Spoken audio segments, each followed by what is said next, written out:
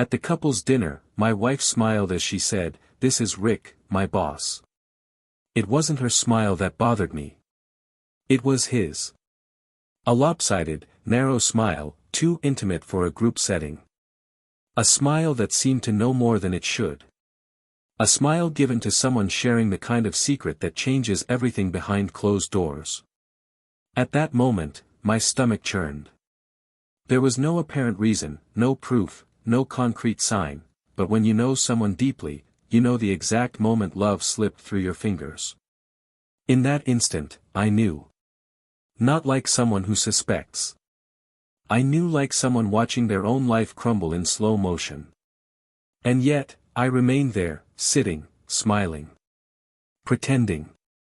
Waiting for the main course while my appetite died, choked in my chest. The following days were a silent puzzle. I wasn't sure of anything, just the feeling that I was no longer a priority. Her eyes were always tired, her phone always face down, the showers longer, the silences more frequent. It wasn't just lingering kisses in the kitchen or spontaneous texts during work hours anymore. It was about absences. Detours. A distance that couldn't be explained, but could be felt. I started looking for clues not because I wanted confirmation, but because I needed the right to feel what was already suffocating me. I sifted through the junk mail, recovered deleted messages, compared schedules. And everything started to fall into place. The dinners at odd hours, the last-minute appointments, the meetings that never ended. She wasn't just distant. She was involved. Trapped. With someone else. The night everything made sense, I didn't scream. I didn't break glasses. I didn't make a scene. I just sat on the couch and waited for her to arrive. When she came in, her hair hastily tied up and her perfume slightly different, she looked at me as if everything was normal. I simply said, "Our marriage ends here." First, she denied it. She laughed nervously, tried to change the subject. Then, she cried. She tried to justify herself, tried to blame me, tried to turn my pain into an overreaction. But I was already far away. Not physically. But emotionally, far from where she left me. So far that no apology would be able to reach me. She fell to her knees, saying it wasn't what I thought, that she was confused, that she felt alone. That I didn't see her the way I used to. That she needed to feel desired. But the truth is, I did see her. I saw her more than she could see herself. The problem is, she didn't want to be seen by me, she wanted to be seen by someone else. The worst part of betrayal isn't the physical, it's the emotional abandonment. It's knowing that the person you built a home with chose to tear down every wall without warning. It's the complicit silence between two bodies that no longer recognize each other. I left with my head held high, without a fuss. Without looking back. I took with me only my dignity and the certainty that I would never beg for a position where I had been discarded. That boss, with that indecent smile, disappeared from her life as soon as he learned of the divorce. Evaporated. As if she were a risk he refused to carry. And that's when she understood. It wasn't love. It was vanity. It was need disguised as passion. It was adrenaline that was never meant to last. For weeks, she sent me empty, meaningless messages, trying to recover the irretrievable. I read each one and deleted it. Not because it didn't hurt. But because I knew that any response from me would be the door she'd use to return. And I had already locked that door from the inside. I began to rebuild my life slowly, unhurriedly. Not with resentment, but with care. I met new people, rediscovered myself, smiled again without guilt. Until I met someone. Someone who didn't need to hide messages. Who didn't trade presents for apologies. Who held my hand with the ease of someone who owed nothing to anyone. For the first time in years, I felt light. At peace. Months later, she appeared again. He knocked on my door with swollen eyes and a shaky voice. He said he missed me, that the emptiness was unbearable. He knew he had destroyed everything, but only now did he understand what he had lost. I let her speak. I let her cry. I listened calmly, like someone listening to an old song, knowing the melody no longer belongs to the present. When it ended, I said I forgave her. Not to start over, but to bring closure. To free myself from the pain she no longer had the power to cause. Love had already died. And she, finally, was left alone. With the echo of her own choice. Today, I follow a different path. A path where there are no secrets. Where peace replaces jealousy, and respect is the foundation. But there's something I'll never forget. The day she tried to come back. The day she looked at me as if begging for a chance, and saw, behind me, the woman who now occupies the space that was once hers. And in that moment, silently, she knew. Too late. Because some things break in a way that not even time can mend. And as much as she wanted to go back, there was already someone occupying the place where she could have been happy. But the most curious thing of all, what no one expected, happened much later, when she tried to change her story, thinking there was still time to go back. Welcome to the channel. Here, we do not romanticize and never support any form of betrayal. The stories you will hear are fictional, but the feelings they evoke are real, and they have a clear purpose, to show how infidelity destroys lives, trusts and true loves. Prepare to immerse yourself in an intense, moving, and painfully human narrative. Buckle up, because what follows is a shocking story. David always believed that true love didn't require grand daily demonstrations or pressured promises. He believed in silent care, constant respect, and presence.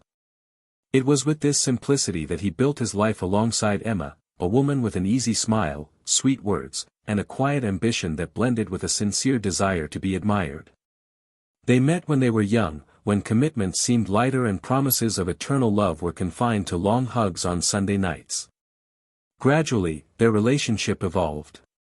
David saw in Emma not only the woman he fell in love with, but a true companion, with whom he would share not only his bed, but also difficult decisions, long-term plans, and the comfortable silence of nights when exhaustion spoke louder than any conversation. Together, they built a home without luxury, but with personality. Every object in the house had a story. The living room sofa was purchased with David's end-of-year bonus, the entryway rug was a gift from Emma's sister, the painting on the wall was painted by a friend who frequented their impromptu Friday night dinners. Everything there exuded familiarity. It was the kind of home where shoes were left at the door, coffee was freshly brewed, and the details spoke volumes. There was a certain ritual in the routines. Mornings began with light kisses, and evenings ended with conversations about the day, even if they were just grumbling about the traffic or accumulated fatigue. David, a stable and methodical accountant, felt complete in this setting, where nothing was extraordinary, but everything was comfortable. Emma, for her part, always had a certain spark. He worked at a marketing firm and carried a presence that drew attention wherever he went. She was intelligent, articulate, and possessed an elegance that didn't depend on expensive brands, but rather on a natural confidence reflected in her gestures, her speech, and even the way she crossed her legs. She was never the type of woman to go unnoticed, but she always made it clear that the love of her life was this calm, soft-spoken man with a shy sense of humor. When she spoke of David, her eyes softened, and there was always a subtle smile on the corners of her mouth. All their friends saw them as a balanced couple, despite their obvious differences. He was the safe haven. She, the gentle breeze. And for years, it worked with admirable ease. Time passed, and with it came responsibilities. Emma's work pressure increased, requiring her to attend meetings and evening events more frequently. She began traveling more frequently, meeting clients in other states, spending more time in hotels than at home. David, always understanding, tried to remain calm in the face of change.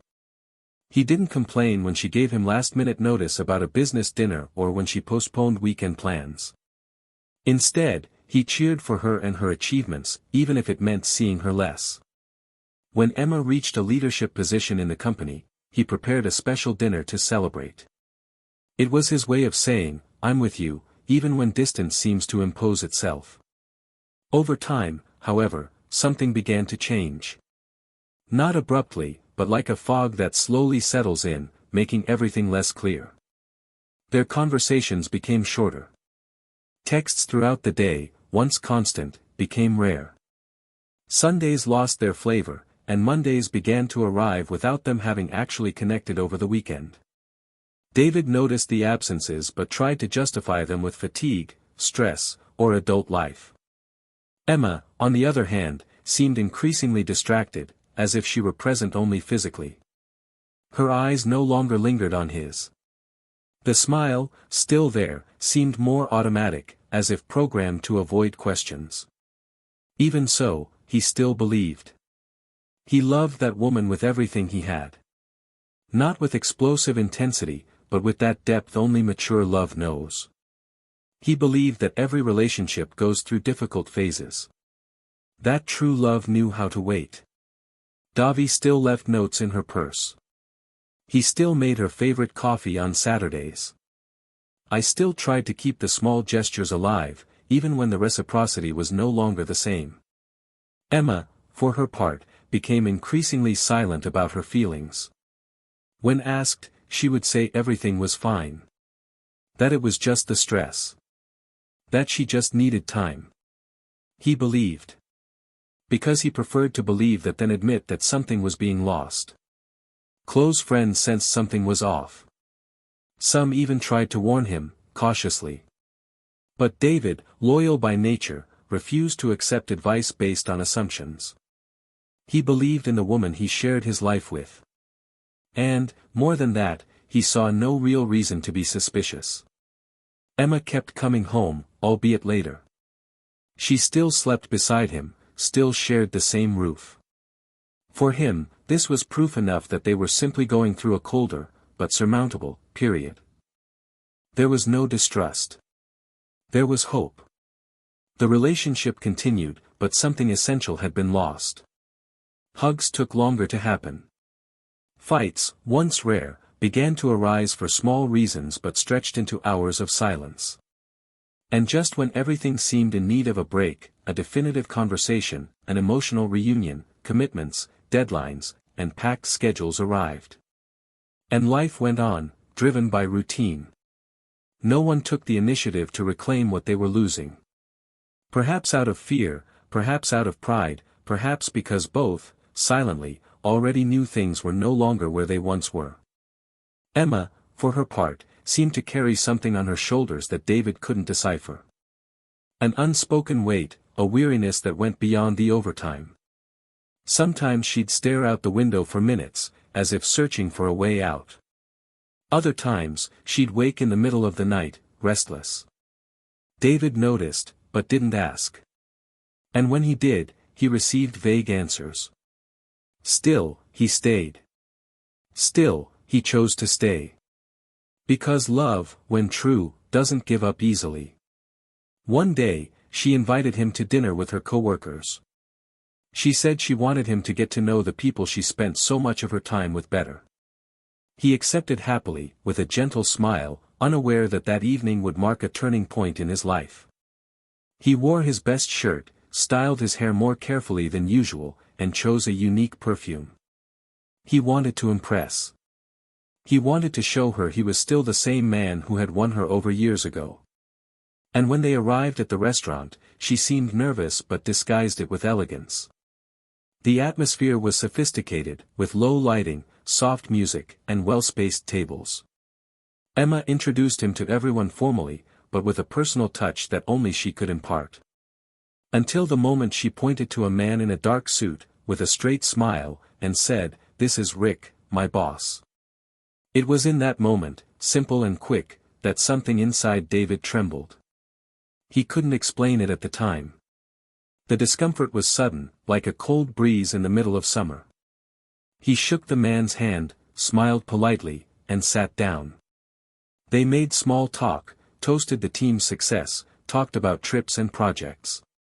Everything seemed normal. And yet, it wasn't. There was something in that smile. Something in the way she looked at him. Something between the lines of what wasn't said. But that night, despite its discomfort, remained behind like just another one among many. There was no confrontation. There were no accusations. Just a silence that began to expand within David. And it was there, unknowingly, that he took the first step toward the end. The end of a story that, until then, he believed would last forever. The end of a love that began with whispered promises and now headed down a road of no return. And the most painful thing of all was that, at that time, he still believed he could recover. That he could save her. That he could save them. Because love, when it's true, refuses to accept that the other person no longer feels the same way. And that is the cruelest mistake of all. For days, David tried to ignore the unease that night had sown in his chest. The dinner, the introductions, the overly polite smile of the man introduced as his boss, all of it lingered in his mind like an insistent whisper, but he forced himself to believe it was just an impression, an overzealousness caused by the recent distance between him and Emma.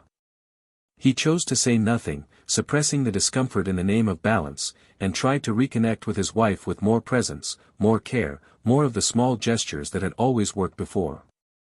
But she seemed increasingly distant, as if she were on a different rhythm, a frequency to which he no longer belonged.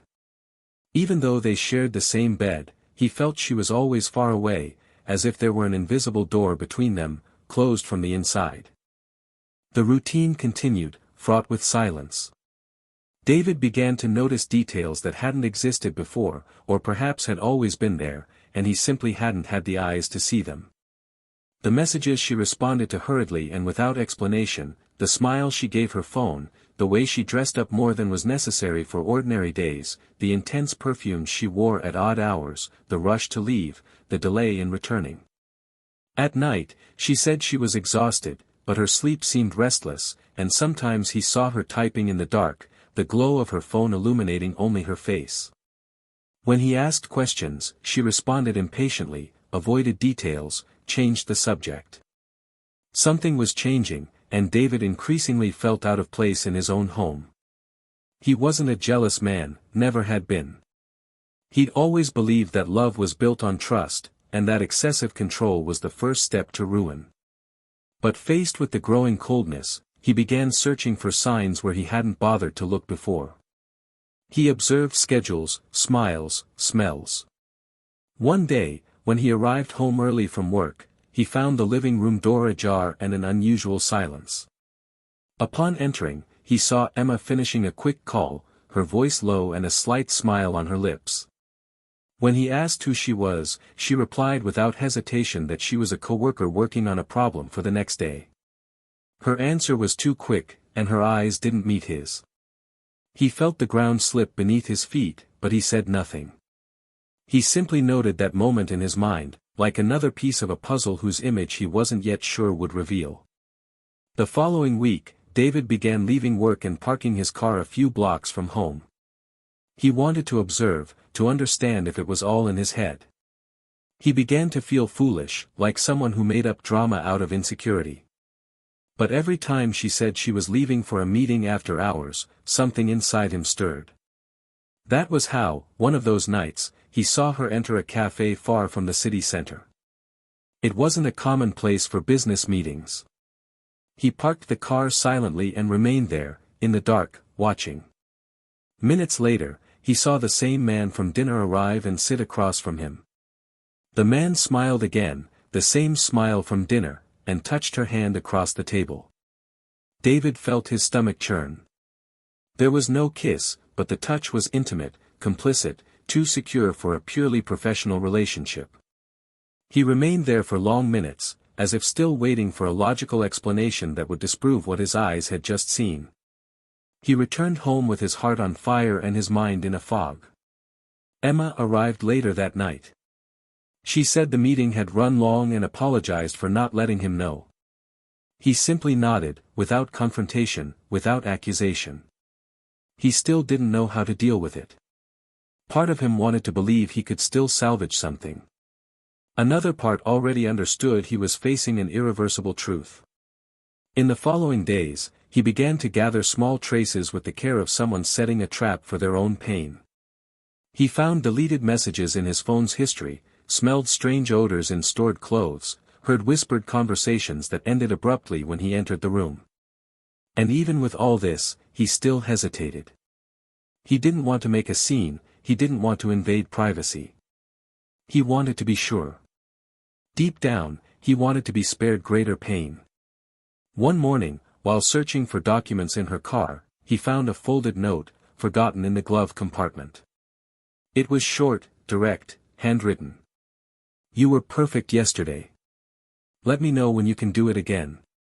There was no name, no date, but in that instant, everything collapsed. There were no more doubts, only the echo of everything he already suspected. He calmly folded the paper, put it in his pocket, and closed the car door as if closing a cycle. It was no longer a possibility. It was a fact. And yet, he still hesitated to confront her. He spent the entire day trying to imagine what her reaction would be. What she would say. Would she deny it? Would she cry? Would she confess? Or if she would have the courage to reverse roles and blame him for her absence, her monotony, her complacency. But when night came, David simply poured 2 glasses of wine, waited for her to sit at the table, and handed her the note. There were no words. Just the paper between his fingers. She read in silence, her eyes frozen on the letters, her body paralyzed. For seconds, time seemed to stand still. Then she took a deep breath and looked at him with a look that no longer apologized, but almost begged for understanding. She tried to mumble something, but he anticipated her and said there was no need to explain. That he didn't want details. He just needed to know since when. She looked away, muttering that there was no point in engaging in that kind of conversation. But he insisted. He wanted to know. He needed to understand how he began losing the woman he loved. And that was when she, in a dry whisper, confessed that it had started months ago. She said it wasn't planned, that it just happened, that she had felt alone, needy, invisible. Her explanation came in pauses, with flimsy justifications and confusing arguments. She talked about fatigue, about routine, about feeling lost, about wanting to feel something different. And the more she spoke, the more he felt everything crumble inside him. Because there was no hatred, no screaming. There was only a profound sadness, a sense of irreparable loss. It wasn't just the marriage that was crumbling. It was the image of everything they had built together. The years, the promises, the gestures, the anniversaries, the reconciliations. Everything now blended into a single word that hammered like a blade: betrayal. David didn't sleep that night. He walked around the house in silence, touching the furniture as if it could give him answers. The next morning, he quietly packed his bags, left his keys on the counter, and left. He didn't say goodbye. He didn't make a fuss. He just left. She stood at the door, unsure whether to call out to him or respect the silence. For the first time, she looked truly frightened. And he, even with his chest raw, moved on. Because there was no more room for him there. Because when love is betrayed, what remains isn't anger. It's absence. It's the feeling that everything you were to someone is no longer useful. But there was something David didn't yet know. Something still hidden, buried beneath the surface of his attire. Something that wasn't just a carnal betrayal, but a secret carrying the weight of a definitive revelation. And that secret was about to come to light. David completely withdrew after leaving home. He moved apartments, changed his cell phone number, requested a vacation from work, and went weeks without responding to anyone. Silence was his only means of survival, as if each word exchanged about the past were another cut in a body already too wounded. He still heard her voice in some early mornings, remembered the smell of her pillow, the sound of her bare footsteps in the hallway. But the clearest image was the note found in the car and the empty confession, without real remorse, as if it had been merely an emotional slip-up and not the destruction of the history they had spent years building. And as much as pride kept him strong on the outside, inside he faced violent waves of doubts, memories, exhaustion, and anger, not only for the betrayal, but for everything she had chosen to keep silent, hide, erase, without giving him the chance to try to save. The messages began arriving. At first, short, cold, formal. Then, longer, emotional, and confusing. She said she didn't know how to forgive herself, that she never imagined he would leave, that she even missed his silence. In one message, she said she needed to talk in person, that there was something important, something he deserved to know. David ignored her. He thought there was nothing more she could say that would change what was already dead. But her persistence grew, until one day, she received an email. No title, just an attachment. When he opened it, it was a photo, him, Emma, and Rick at a company gathering. The caption below read, "This was the last time we were all together without lies." At the end of the message, a dry sentence, "You need to know what happened after the divorce." David stood in front of the computer for minutes, his chest tight, his breathing heavy. He wasn't yet ready to open another door of pain, but something in that sentence made him know there was more. That betrayal wasn't just what he saw. There was another layer, deeper, more perverse. And against his own instinct, he decided to respond, arranging a meeting. He chose a secluded park, at dusk. He wanted an open space, with people around, but with the possibility of leaving at any moment. She arrived punctually, dressed simply, without heavy makeup or heavy perfume. She seemed smaller than he remembered, as if regret had shrunk her features.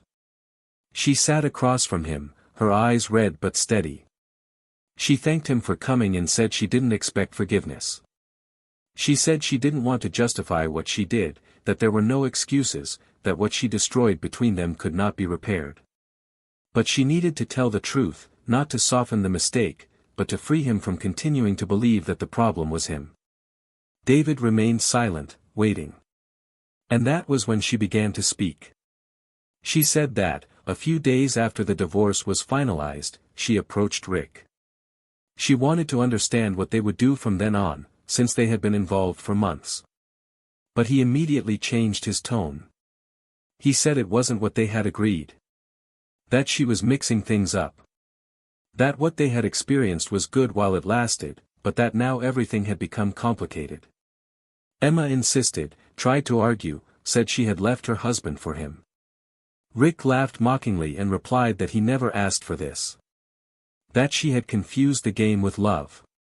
That she was the one who gave in, surrendered herself, and that now she wanted a kind of commitment he never promised. She recounted all this with a choked voice, trying to maintain her composure. She said that that day, Rick had thrown her out of his own house, where she'd gone unannounced. That he'd slammed the door in her face, saying he needed to save face. David listened in silence, still not understanding her point. Then she took a deep breath, looked him in the eye, and said that very day, as she was leaving Rick's house, she had a meltdown. She sat down on the sidewalk, called a friend in tears, yelled at her own shadow. And in that outburst of out of control, she'd made a mistake she couldn't undo. She grabbed her cell phone, called the company's HR department, and filed an anonymous complaint against Rick. She alleged that he had abused his position of power, pressured her emotionally, and lured her with promises he broke. The complaint escalated into an internal scandal.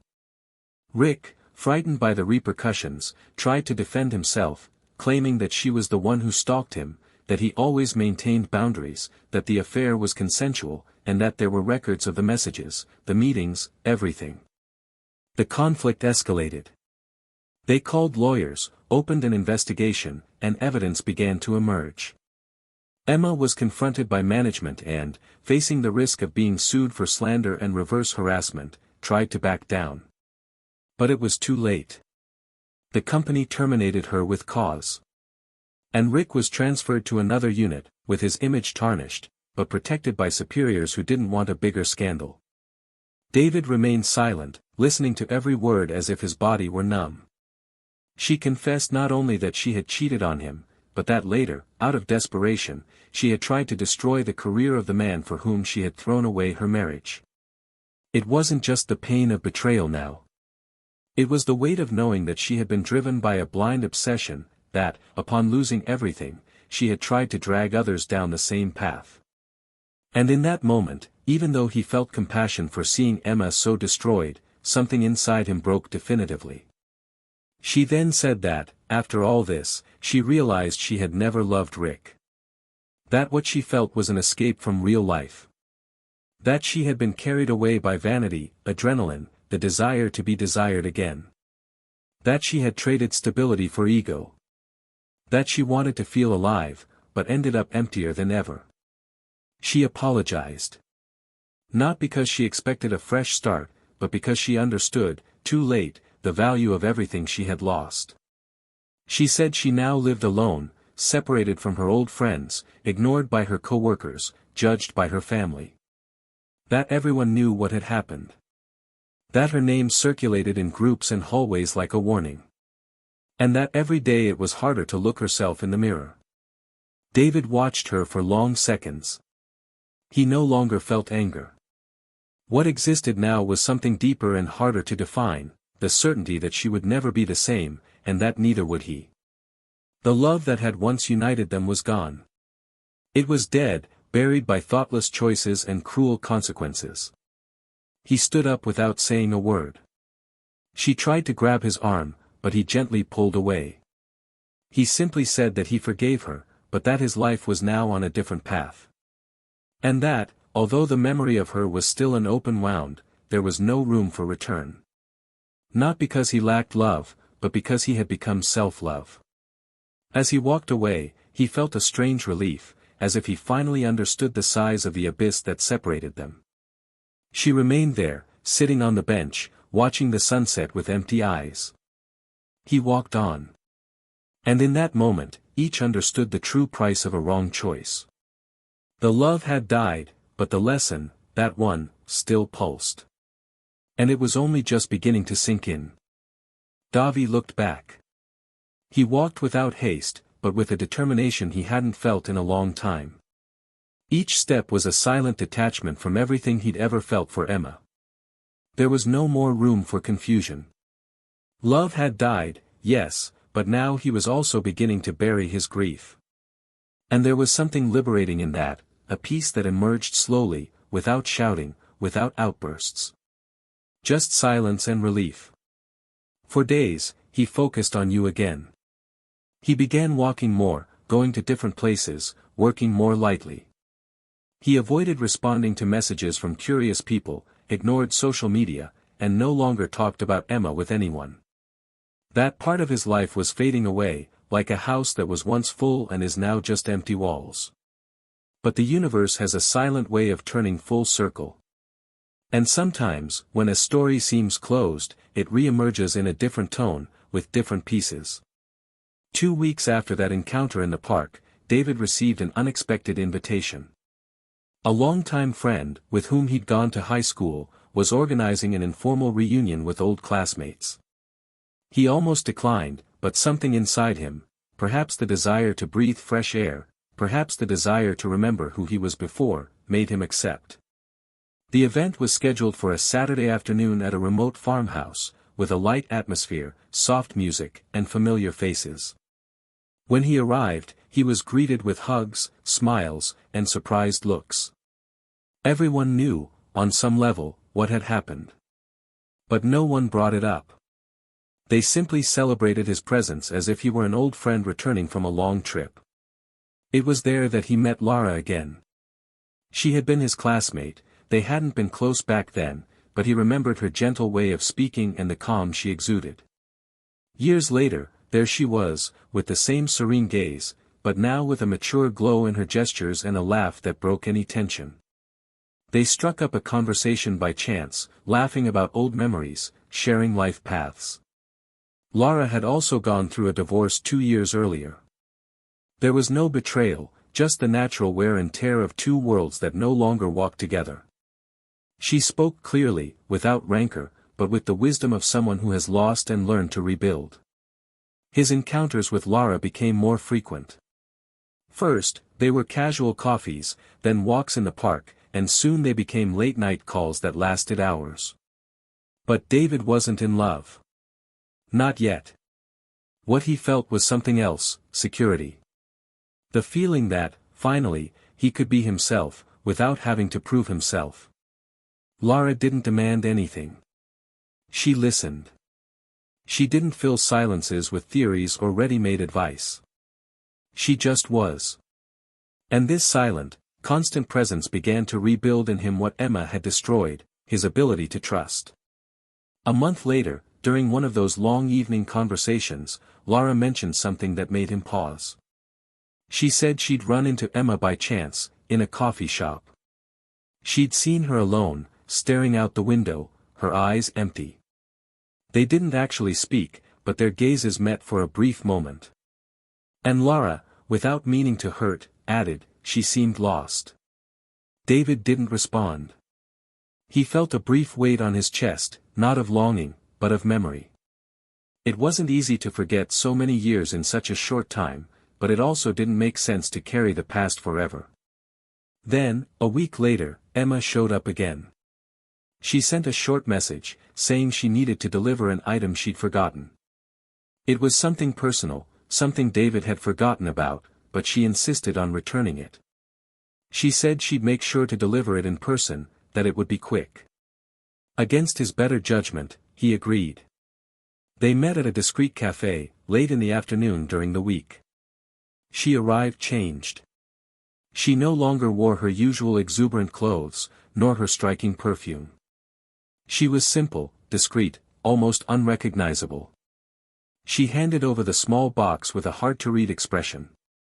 David opened it. It was an antique watch, a birthday present, a rare model he'd once mentioned losing. It was there, intact. She said she found it among her things and didn't have the heart to put it away. That the watch symbolized everything she had lost: time, presence, constancy. He thanked her with a restrained gesture and was about to say goodbye when she lightly took his hand. There was no resistance, but there was no reciprocation either. She looked into his eyes and said she couldn't sleep anymore. That she missed not only him, but who she was with him. That the regret was real and constant. That the worst punishment wasn't being alone, but knowing that the love she had thrown away now lived elsewhere. David listened without interrupting. For the first time, he saw truth in her eyes. A bitter, belated truth that no longer saved anything, but hurt like an open scar.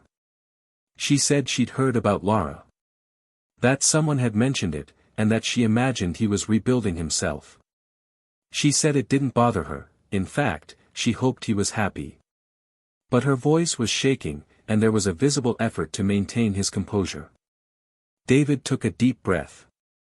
He said he didn't wish her harm, that he understood everyone makes mistakes, but that what was destroyed between them could not be rebuilt. That the love that existed had become something irreversible. And that, now, he needed to move on. Emma nodded, her tears held back, and kissed his hand goodbye. An old gesture, like in the early years, but now charged with a definitive goodbye. In the following days, David and Lara grew even closer. There was no rush, no promises. Just two paths that met when they had already learned to lose. And it was in this mature space, free of games and fears, that true love began to grow. Not a desperate love, but a peaceful love, made of respect and shared time. David smiled lightly again, started cooking, planning trips, dreaming. For the first time in a long time, his heart felt weightless. Emma, on the other hand, watched life go on without her. He passed the same places with a constant sense of displacement. Conversations in cafes were always with strangers. The phone almost never rang. His former colleagues kept their distance. Family, though close, no longer spoke with the same warmth. With each birthday, I received fewer messages. With each day, I felt more deeply the absence of the presence I had once despised. And, ironically, it was this emptiness that now occupied everything. She never tried to destroy David's new relationship. She never sent offensive messages or tried to interfere. Perhaps because she knew, deep down, that he had completely escaped that cycle. That there was nothing more she could offer that would awaken any doubt in him. And it was in this understanding that her loneliness grew. Not as a punishment imposed by another, but as a direct consequence of her own choices. Because the worst regret is the one that comes too late, when there is no one left to listen, no one to understand, no one to wait. Years later, David and Lara walked together through a street market. They laughed at something simple, holding hands naturally. An ordinary couple, with a peace that only those who have experienced chaos understand as valuable. Emma passed on the other side of the sidewalk. She looked at them for a moment. David saw her. She looked away. And in that tiny, wordless moment, the three of them knew that time had done what it needed to. She walked on alone. They, together.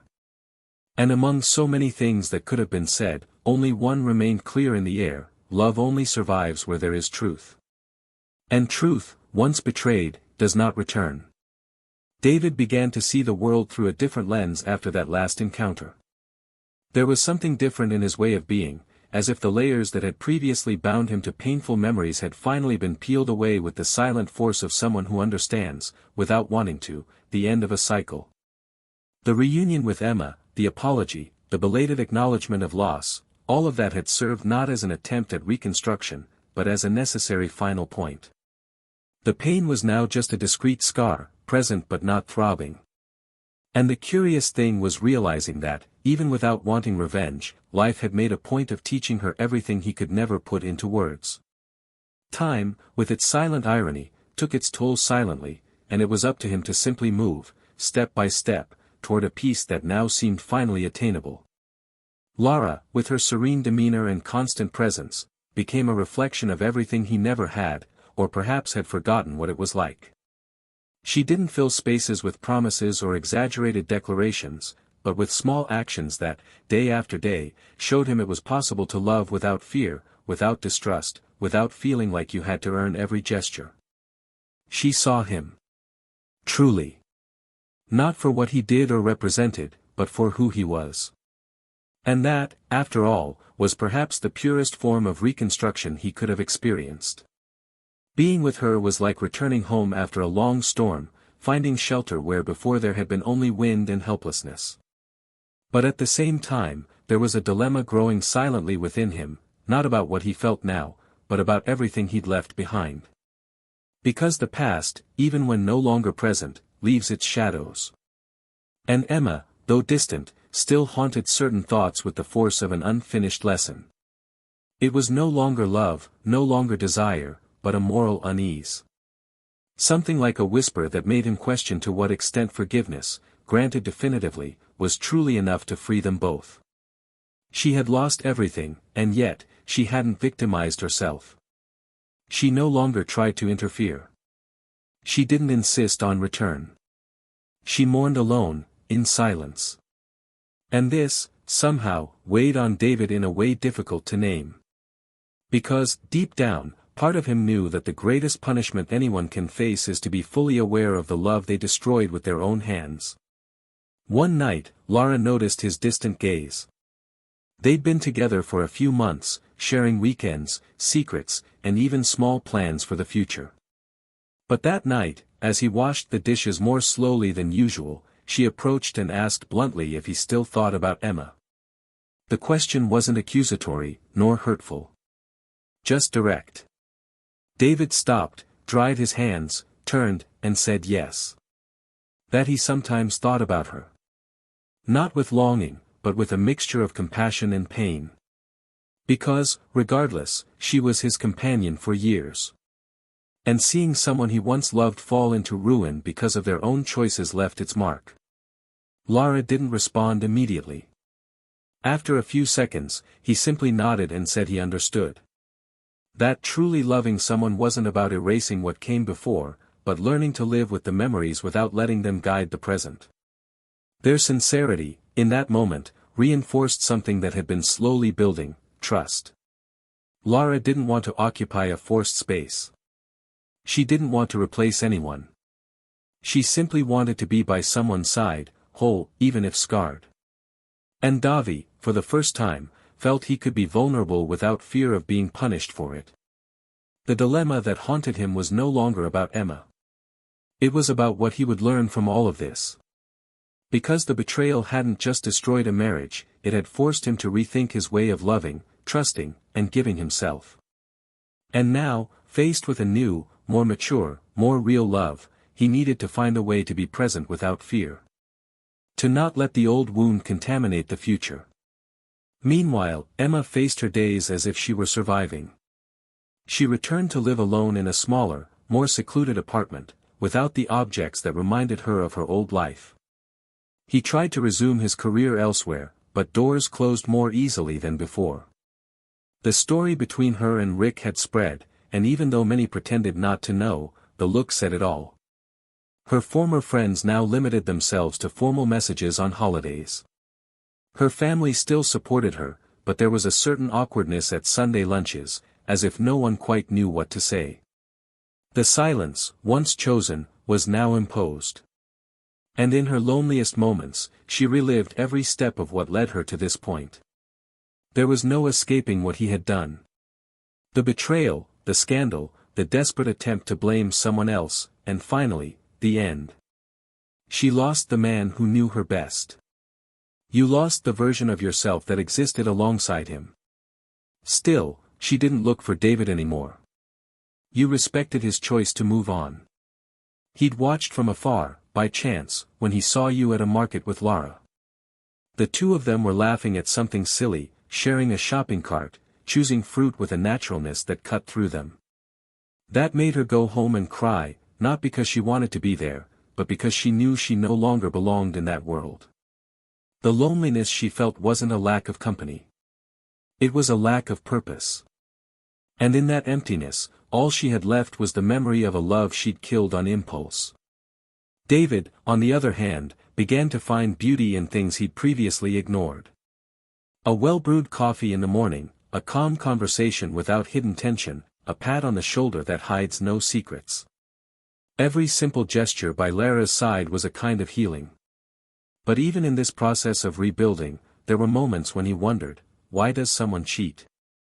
What drives someone to destroy what they've built with so much effort? And the more he reflected, the more he understood there was no single answer. That human beings are fragile, vain, and sometimes driven by needs they don't even recognize. But none of this justifies it. Understanding isn't the same as accepting. And the hardest lesson he learned from that story was precisely this: true love is not enough if it isn't cultivated truthfully. Loyalty, once broken, leaves scars that no justification can erase. It was during this period that Lara received an offer to move to another city. A tempting professional opportunity, but one that would bring with it a new dilemma: should she go it alone or take Davi with her? The invitation was laid out sincerely. She didn't demand anything, just told him and said she'd think about it later. Davi spent days pondering.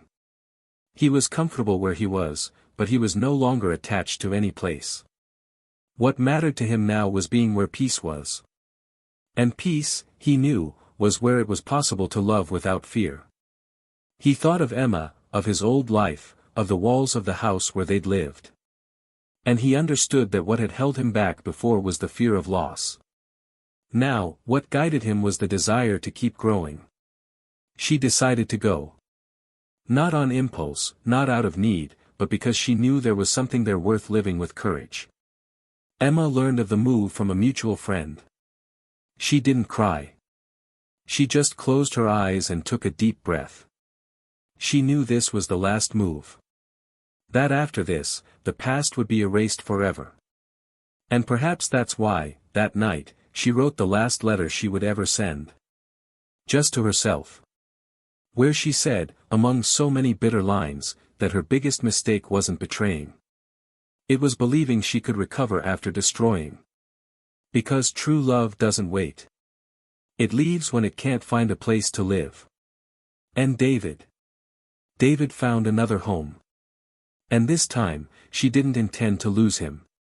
Davi said goodbye to the city on a Monday morning, while the sky still carried the weight of a night he insisted on staying.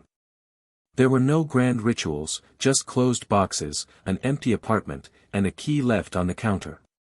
The car was already packed when he looked for the last time at the balcony where he had so often drunk coffee in silence, reflecting on what he couldn't understand. Now, all of that was part of a closed chapter, a book that, although still marked, no longer belonged to what he was willing to live. Lara was by his side, her gaze calm, unpressured. It wasn't about running away, it was about moving toward what made sense. And in that new city, where no one knew him for the pain he carried, he felt there was room to begin again with truth and lightness. The first few months were spent adjusting. New job, new routines, new smells on the street, new voices at the market. David, for the first time in many years, woke up with a guilt-free sense of fresh start. Lara's presence was like a silent anchor, not pulling him down, but holding him steady, even when the world seemed uncertain. They shared their days with complicity, but without rushing. They laughed at silly things, discussed what to watch on TV, invented recipes, planned short trips. And although shadows of what he had experienced still lingered, he felt he was learning to stop being the wounded man and become a whole man.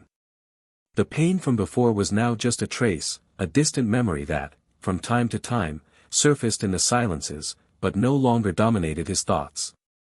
One night, while they were having dinner on the small terrace of their new apartment, Lara brought up something he hadn't expected. With a direct look, she asked if he saw himself getting married again. The question came neither demanding nor expecting, but with genuine curiosity, the kind that arises when two paths intertwine without having to force their steps. David smiled before answering. He said he didn't know, but that if marriage ever made sense again, it would be with someone like her. Someone who respected his pauses, who understood his momentary absences, and who was willing to stay, even when love wasn't a spectacle, but simply a presence. Lara said nothing. She simply touched his hand for a few seconds and smiled back. And in that silent gesture, they both understood they were exactly where they were supposed to be. Meanwhile, Emma's life moved at a different pace. Her dismissal, social isolation, and the weight of her own choices forced her to look at herself with brutal honesty. She had abandoned therapy for a while, thinking she could deal with the consequences alone. But the days became repetitive and unbearable. Getting out of bed was a challenge, cooking became a chore she avoided with cold sandwiches and glasses of water. She no longer answered calls, didn't reply to her sister's messages, and avoided leaving the house to avoid the risk of encountering familiar faces who, even without speaking, said everything with their eyes. One day, she decided to return to the office. She sat down before the same therapist who had seen her briefly years before and confessed, bluntly, that she had destroyed everything she loved and didn't know how to move forward. In the following months, Emma plunged into a profound process of internal reconstruction. For the first time, she admitted to herself that she had always sought external validation to fill voids she couldn't even name. The betrayal, she understood, wasn't just physical. It was emotional, it was existential. She sought in another man a reflection of a woman who no longer recognized herself. And by trying to find herself in the wrong eyes, she ended up losing the one who truly saw her. Emma no longer tried to blame circumstances or take refuge in the narrative that everyone makes mistakes. Her mistake was conscious, painful, and exacted a heavy price. She also understood that, even with sincere repentance, some losses are permanent. Some doors, once closed, never open again. It was in this context that she decided to write to David. Not with the intention of winning him back, nor reopening wounds, but to thank him. For having loved him completely.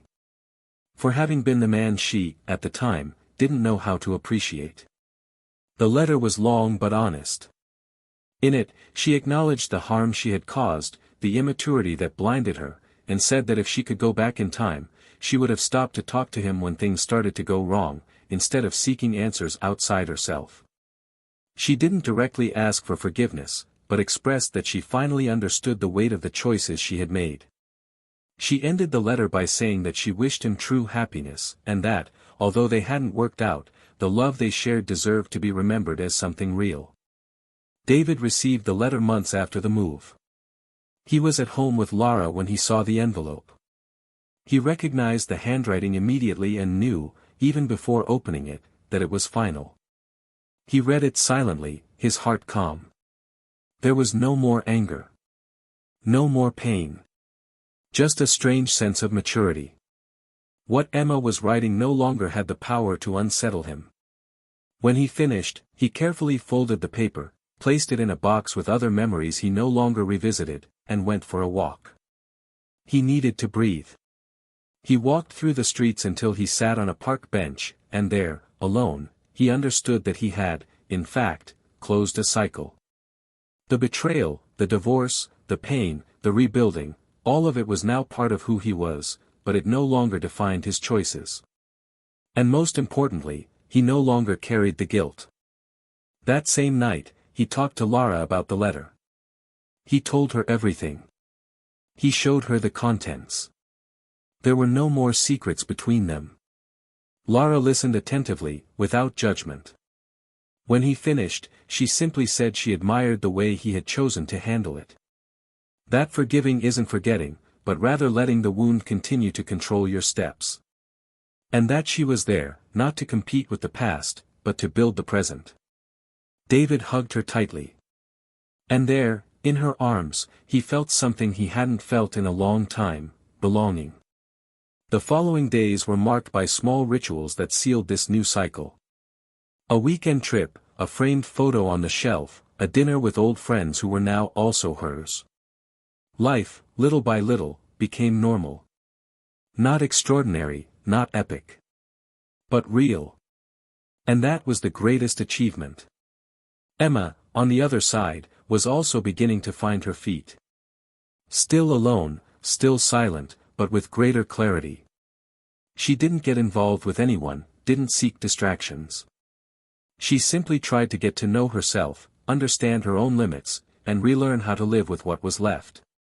She began to dedicate herself to social projects, to fill her time with something meaningful.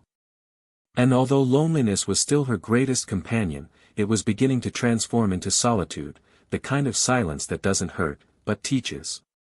And it was in this fragile balance between past and present that all the characters in this story finally began to walk more lightly. Not as someone who forgets, but as someone who learns. Because some stories don't need to be rewritten, just understood. And some choices, however devastating, serve to remind us that love, when true, requires daily care. And that the absence of that care can be the beginning of the end, even when the heart still beats. Time passed like a silent current that sweeps away everything, even that which seemed too firm to be carried away.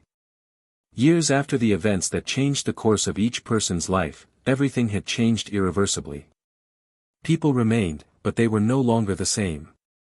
Some scars healed, others still bled occasionally, but nothing remained intact. The story of love and betrayal that began with a simple dinner now existed as a distant echo in the memories of those who lived it intensely. However, the consequences remained engraved, not as bitter memories, but as marks that shaped what each person became. David built a new home where peace was the foundation. There was no longer room for distrust or hidden hurts.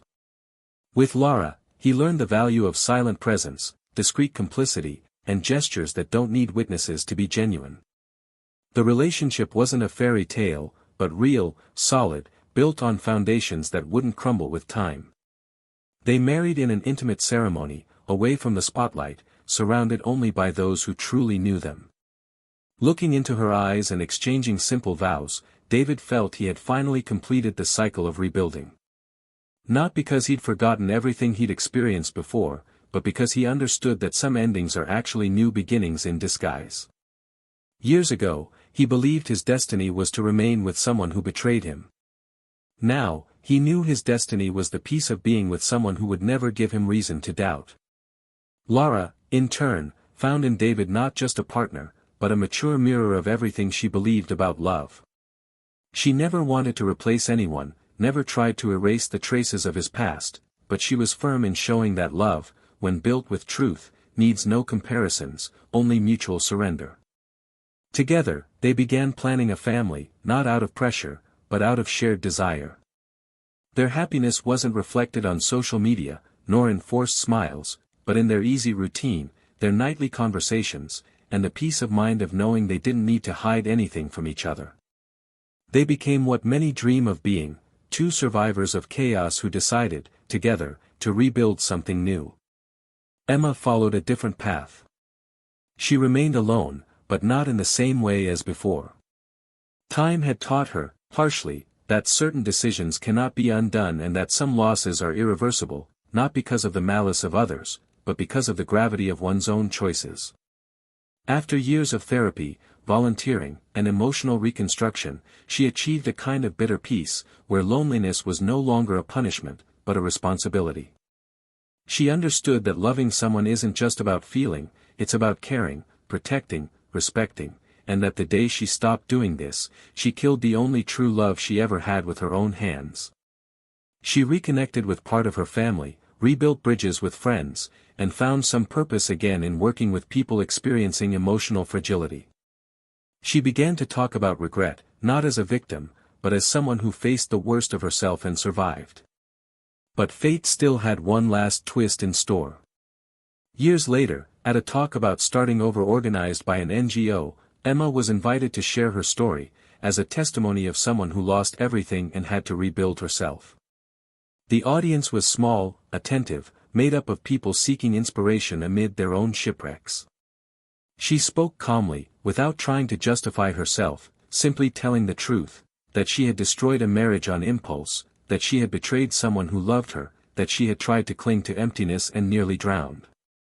When she finished, she received a respectful applause. What she didn't know was that, in the back of the room, a young woman named Clara was sitting. Clara was Lara's daughter, from her first marriage before Davi. The young woman, now in her early 20s, had come out of curiosity and listened to everything without knowing exactly who the woman was, until, at the end of the talk, she found an old photo in the NGO's archives and recognized Emma. Days later, Clara, touched by the story and what she'd heard at home about David's past, decided to talk to him. She told him she'd attended a lecture, mentioned the speaker's name, and unintentionally, brought back a fragment of the story David thought he'd left behind. He listened silently, absorbing the information with an almost philosophical calm.